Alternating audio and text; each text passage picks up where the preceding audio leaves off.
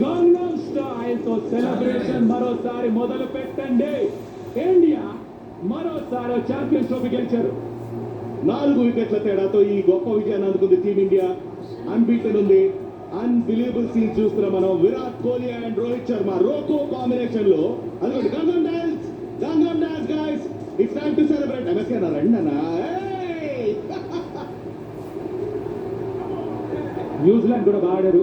Full marks ఉన్న total ని బాగా డిఫెండ్ చేసుకున్నారు. అందరూ కూడా గౌతమ్ గంభీర్ మోహన్ లో చిరునవ్వు చూడాలనుకున్నారు కదా, చూడండి ఇప్పుడు కనిపిస్తుంది.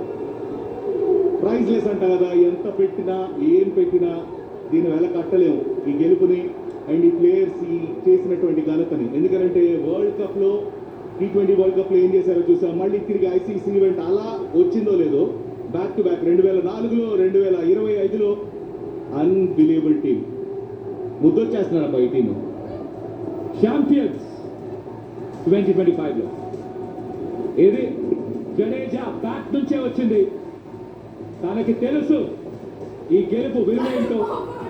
ఇది తన ఆఖరి మ్యాచ్ అయితే కనుక పర్ఫెక్ట్ ఫినిష్ తన ఓడిఐ కెరియర్ కి.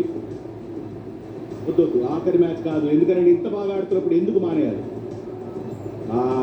రాక్ స్టార్ జడేజా ఎప్పుడు మీకు ఇలాంటి ఛాలెంజ్ వచ్చినా ముందుండి నేనున్నాను ఇండియన్ టీం కంటాడు జడేజా. అది తనలోని గొప్పతనం. ఫ్యామిలీస్ అందరూ తరలి వచ్చారు ఈ ఫైనల్స్ చూడటానికి. Great victory for team India. సరికొత్త బ్రాడ్కాస్ట్ రికార్డు కూడా 6 కోట్ల మందికి పైగా చూస్తున్నారు ప్రస్తుతానికి ఈ ప్రత్యక్ష ప్రసారాన్ని. అండ్ ఇది చూడండి, ఆహా